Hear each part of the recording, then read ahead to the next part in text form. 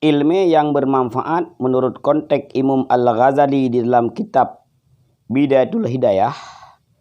Kul Imam Ghazali,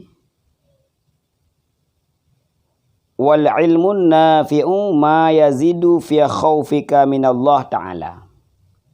Jadi ilmu yang bermanfaat yang pertama adalah ketika sirara orang nak ilmunya, maka dengan nak ilmu tersebut semakin bertambah-tambah orangnya ya kepada Allah Subhanahu wa taala. Karena semakin ya sirada orang kepada Allah, maka semakin bertakwa orangnya kepada Allah. Punya ilmu yang mantang si gudang, tetapi rasa ya kepada Allah hana, rangka buat apa salah gopkan tak introspeksi diri, maka orang yang gelom gepenan ilmu yang bermanfaat. Makin le ilmu, maka makin bertambah ya kepada Allah Subhanahu wa taala. Wa yazidu fi basaritika bi'uyubi nafsika. Yang kedua, ilmu yang bermanfaat adalah semakin nak ilmu le gedanya deh tekalan aib-aib draw ada. Kekurangan yang na bak draw ada. Jadi kan takalan aib go. Aib draw ada yang takalan. Dukna taat kepada Allah. Dukna le maksiat-maksiat yang kita lakukan tetapi kita sembunyikan kepada manusia. Tapi ingat, tidak bisa kita sembunyikan daripada Allah Subhanahu wa taala. Maka orang yang le ilmu, yang anggap ilmunya bermanfaat menurut konteks Imam Al-Ghazali adalah, maka semakin le ilmu orangnya, semakin deh bahawa draw cukup bro. Semakin deh bahawa aib draw cukup le. Semakin deh andai kata Allah Ta'ala hana getup aib, maka sungguh manusia hana didekati gedanya. Hai tuang gedanya, hai jak sejandanya, hai dikalan gedanya. Wa yazidu fi ma'rifatika bi ibadati rabbika azza wa jalla. Yang kelih ilmu yang bermanfaat kul Imam Ghazali adalah semakin bertambah gedanya ma'rifah kepada Allah Subhanahu wa taala dengan ibadat yang kita lakukan.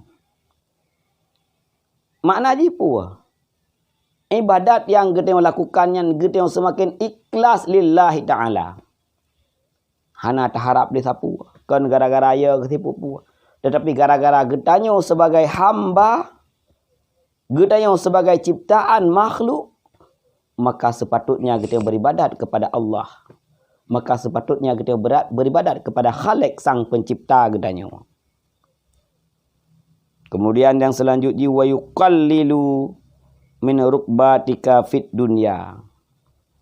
Ilmu yang bermanfaat adalah semakin le ilmu pada diri seseorang, maka semakin sedikit cinta seseorang tersebut kepada dunia. Dunia anggap sekadar udip menteng. Hana terkecoh dengan dunia. Hana dipengut di dunia. Hana kenang tipe huru hara dunia. Kesenangan dunia. Hana kenang tipe. Maka semakin sedikit kegemaran seseorang tersebut kepada dunia. Wa yazidu fi rukbatika fil akhirah. Orang yang nak ilmu yang bermanfaat adalah dengan ilmu tersebut. Orang yang semakin gemar kepada akhirat. Udip di dunia adalah untuk gemita bekal, gemita amalan. Persiapan ketika gua kepada Allah Subhanahu wa taala yang gecok di akhirat kelak. Wa yaftahu basirataka bi afati a'malika hatta tahtaridha minha. Kemudian ilmu yang bermanfaat adalah dengan ilmu yang nanya terbuka basirah, sehingga deh kekalian penyakit-penyakit amalan yang na ba'drawa ke.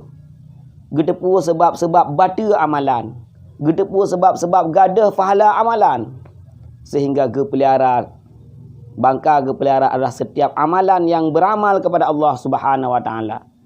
Setiap ibadat yang ibadat kepada Allah Subhanahu wa taala. Fahalaji hana icua lima om. Fahalaji hana rut lampari. Fahalaji hana gadah terpelihara. Yang terakhir, ilmu yang bermanfaat adalah wa yutli'uka ala makaidi syaitan wa ghururihi. Duh takalan le getanyo tipu daya syaitan. Duh takalan le getanyo kiban kehelicik syaitan yang dibisik kepada getanyo. Ketika amalan getanyo 3 disak le syaitan kabutui amalan kah cukup 3. Hana urang amalannya lagi kakah lah yang paling haya. Ketika berbicara oleh Allah Ta'ala bak getanyo disah le syaitan kah urang lemui sah. Kah urang yang paling haya. Kah urang yang paling cara. Menyekah semua bulan yang cukup tak mantap. Isah le syaitan. Maka dengan ilmu yang bermanfaatnya adalah orang yang deh kekalan. Bahawa ketika terjadi bisikan-bisikan syaitan. Ketika digoda oleh syaitan. Ketika dirayu, ketika ditipu oleh syaitan. Orang yang sadar. Kembali kepada jalan yang lurus.